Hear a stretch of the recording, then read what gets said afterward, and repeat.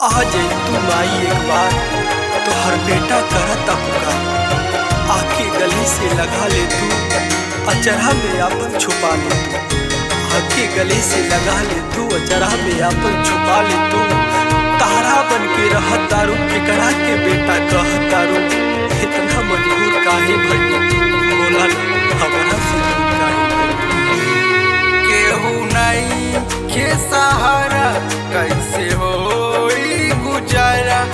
केहू नहीं के सहारा, कैसे होई गुजारा।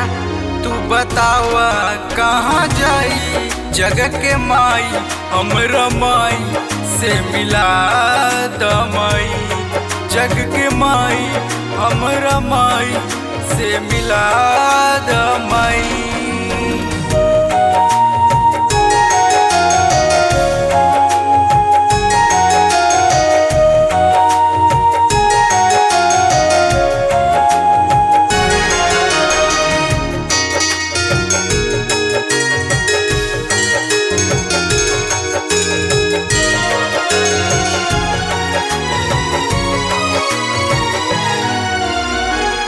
मम्मी पापा छोड़ के गईले अकेला। चाची खियावे सुखल रोटी दोनों बेला।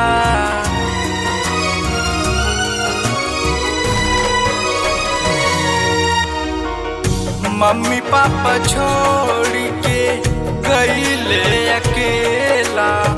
चाची खियावे सुखल रोटी दोनों बेला। उनके लइका दिन रात खाला दूध और भात। उनके लइका दिन रात खाला दूध और भात। चाची बनली कसाई, जग के माई हमरा माई से मिला दमाई।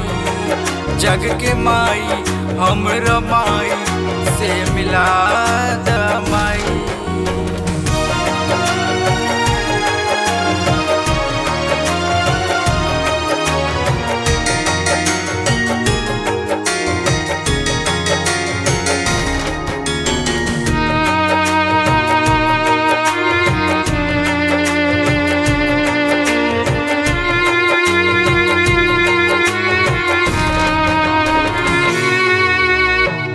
चाचा हमार हमके बहुत ही माने ले।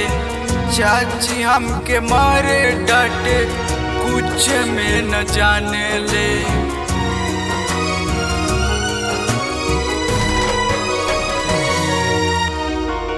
चाचा हमार हमके बहुत ही माने ले। चाची हमके मारे डांटे कुछ में न जाने ले। हम दूर गैस धड़कन कैनी सब कुछ अर्पण।